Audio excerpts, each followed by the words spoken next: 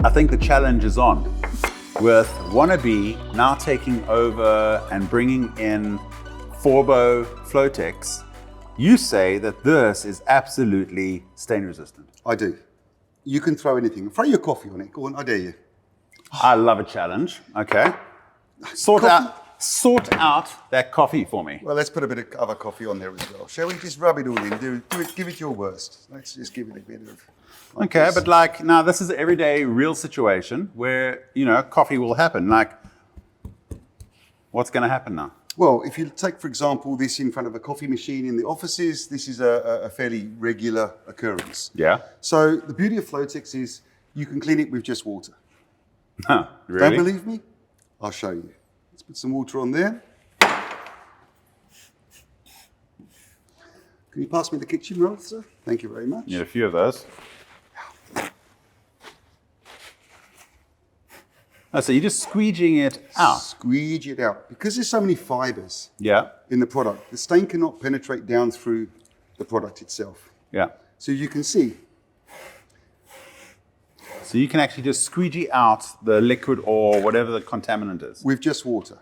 The trick is to make sure that as you're squeegeeing, you're blotting it up. You get all the colour. Is the water able to go through it? No, it's totally waterproof. This Flotex. Okay. So as you can see, we've still got a little bit of coloration there. So again, just water.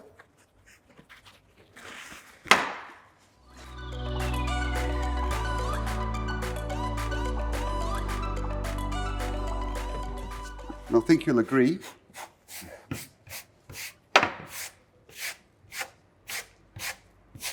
That looks pretty damn good. So we've just done coffee. I can raise the bar. How about a little bit of salad dressing? I'm not bothered. You're not bothered? No, I'm not bothered. What about a little bit of tomato paste? Chuck it on there, bring it on. Huh? What about a little bit of orange juice? A nice little bit of acid there? Yeah, it's going to make for a very interesting flavour. Oh, well, I don't have to try it, but like, this is real life. This is what happens in a commercial space. How about a little bit of sauce? Yes. Very popular sauce. For a little bit of extra flavour. Really brings the flavours forward. I love that. Cola. A little bit of fizz, a little bit of bubble. Lovely. You know, just to... Would you like me to mix it up a little bit? Oh, please. Make a nice bring it on. And I've got to like, how about a little bit of shoe polish? Why not? There's always I'm always going to dip my fingers into this because I don't think that's going to be too good. But a nice, decent bit of shoe polish in there. Oops, sorry. Hey, I want to give you the ultimate test. I'm going to go in for a little bit of spray paint. Spray paint. Spray away. You're bold. Let's do a nice big smiley face. Grant, Forbo, you have been challenged. Okay, so because we've got solvent-based products there, we're going to have to use a little bit more than water. Yep. Let's try water on the main area first. The important thing is to scrape and get the majority of the mess that you've just put on my product. So we'll just use the water as we did last time, just to give it a bit of a fighting chance. And I'm blotting up as we use the scraper. As I say, the importance is to keep the spillage out of the base of the product. Because the liquids can't go through. No, nothing can penetrate down through the product. So now you can see we've still got a bit of a mess. Yep. So this is a well-known detergent that we're just going to spray on. Available at your local retailer.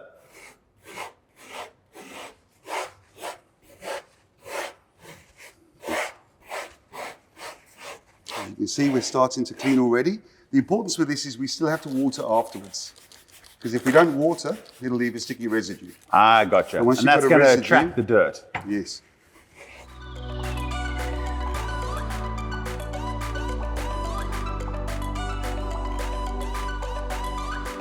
A little bit of it. You missed the spot. Oh, I do apologise. This doesn't need, that's only tomato ketchup, but...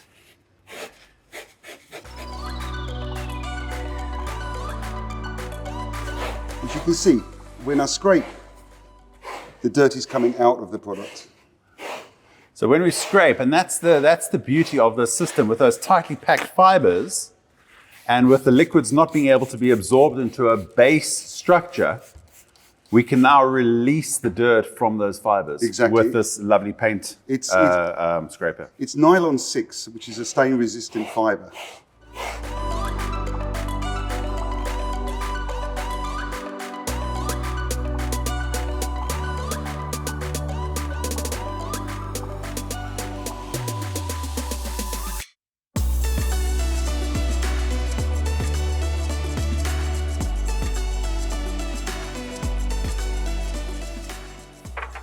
And then finally, once we've done the whole area with the detergent, we need to get rid of the detergent.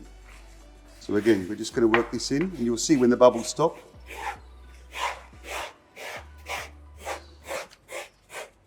Now, obviously, in a commercial application, you could use a power scrubber.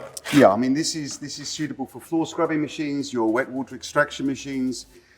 You can see, I mean, everything that we do just lifts out from the pile. It's a bit like Teflon. Teflon doesn't stick. And the same can be said with Flotex. I think you'll agree, Barry, that's pretty impressive. I am blown away by how this product has delivered, because I gave it a really hardcore array of not so common and common stains, and this product delivers. Just imagine how this is going to work and service the commercial or retail trade, or even in your home office. This is phenomenal.